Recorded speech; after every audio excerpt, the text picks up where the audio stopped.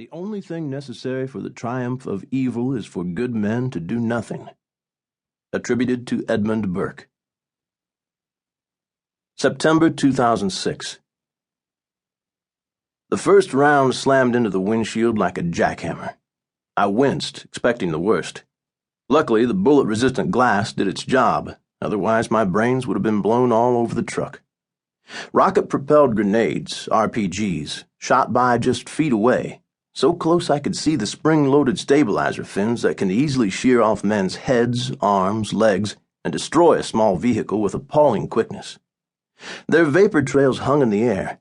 The roar of machine guns was deafening, overwhelming. We had just arrived at the battlefield. Operation Medusa, the largest NATO-led offensive in history, was turning into an absolute disaster. Nearby, the main Canadian advance had stalled, and then stopped altogether, ambushed by anti-armor assaults and then enveloped in urban firefights. My Special Forces team and our Afghan allies were 5 minutes into a savage firefight at the base of Sperwan Ghar, a remote hill in the Panjwayi district in western Kandahar Province. 2 other SF teams were also leading Afghan soldiers up the hill under heavy fire. If we could seize the hill, we could call in airstrikes to help our NATO allies. The first 2 minutes of a fight are the most precious. You know who you're up against in the first 30 seconds, if you live that long. The machine guns that raked our ground mobility vehicles, GMVs, and the volleys of RPGs told me that we were up against enemies who knew exactly what they were doing. Already, the Taliban fighters had dealt the nearby Canadian mechanized units a severe blow, killing nearly a dozen and destroying several vehicles. I could hear the Canadians on the radio. They were fighting for their lives. We all were. This was my 3rd tour in Afghanistan, and when I departed 7 months earlier, we'd nearly chased the Taliban out of Kandahar.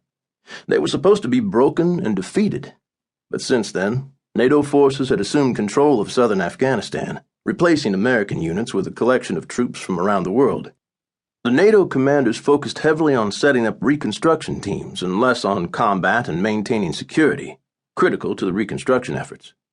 5 years into the war, the change in strategy would result in the bloodiest period since the fall of the Taliban regime in 2001. We'd been warned that the Taliban had returned in force.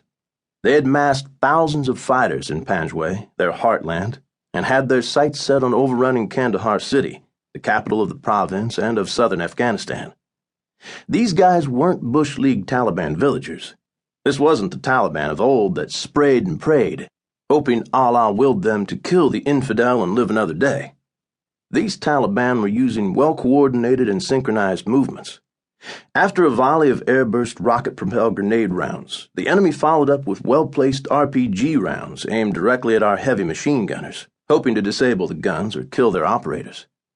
This was our first glimpse of a resurgent Taliban movement, wholly focused on pushing the coalition forces out of southern Afghanistan. Now, hunkered down in our truck.